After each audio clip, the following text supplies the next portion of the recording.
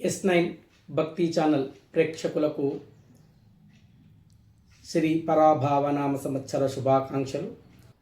శ్రీ భ్రమరాంబ సమేత మల్లికార్జున స్వామి పాదపద్మకు నమస్కరిస్తూ నేటి పంచాంగ శ్రవణ కార్యక్రమానికి చేసినటువంటి భగవద్బంధువులందరికీ స్వాగతం, సుస్వాగతం.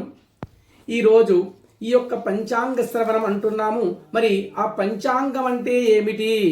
పంచాంగము అంటే 5 అంగములు. ఆ 5 అంగములు ఏమిటయ్యా అంటే తిథి వారంచ నక్షత్రం యోగం కరణమేవచ పంచాంగతి. ఏమిటంట? తిథి, వారము, నక్షత్రము, యోగము, కరణము. ఇవి తెలుసుకోవడం వల్ల ఏమి జరుగుతుంది? తిథి తిథి తిథి చ శ్రియం. తిథి తెలుసుకుని చేసినట్టయితే శ్రియం కలుగుతుంది. వారాంచ ఆయుష్యవర్ధనం. ఆ యొక్క వార ఫలితాలు తెలుసుకొని మనం ప్రయాణాలు చేసినట్టయితే ఎలాంటి ఆపద లేకుండా, అపమృత్యు భయం లేకుండా మనం సాఫీగా సాగుతుందట. మరి నక్షత్రం తెలుసుకుంటే ఏమవుతుంది?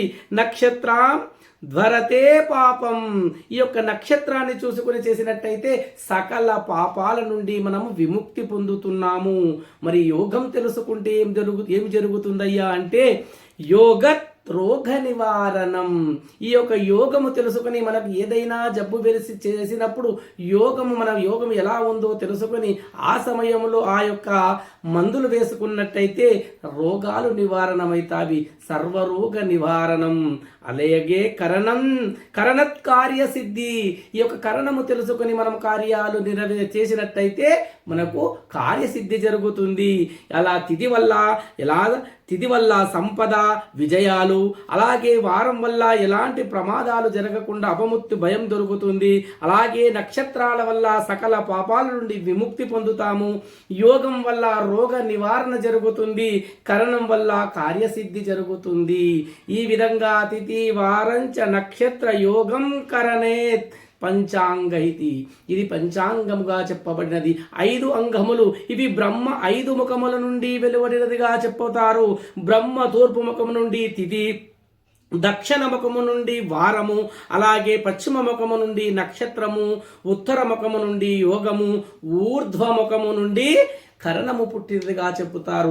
ఈ పంచాంగాలనే మనము పంచాంగము అంటున్నాము. తిథి, వార, నక్షత్ర, యోగం, కరణముల గురించి తెలియజేసేదే పంచాంగము. మరి ఈరోజు ఉగాది కదా. మరి ఉగాది రోజు ఎందుకు చెప్పుకోవాలి? ఈ ఉగాది అంటే ఏమిటి? మరి ఈ ఉగాదికి ఉన్నటువంటి విశిష్ట ఏమిటి? ఉగ ఆది కాదు, యుగ ఆది. యుగము ఎప్పుడు ప్రారంభమైనది తెలియజేసేదే ఉగాది.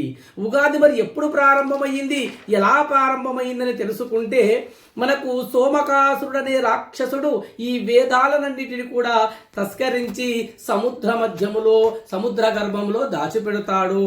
మరి ఆ యొక్క విష్ణువు 10 అవతారాలలో మొదటి అవతారమైనటువంటి మత్స్యావతారాన్ని ధరించి ఆ రాక్షసుని సంహరించి ఆ యొక్క వేదాలను తీసుకువచ్చి బ్రహ్మకు అప్పగిస్తాడు. ఆ బ్రహ్మకు అప్పగించిన తర్వాత ఆ రోజు నుండి ఉగాది ప్రారంభమైంది. మరి ఉగాది ఏ రోజు ప్రారంభమైందని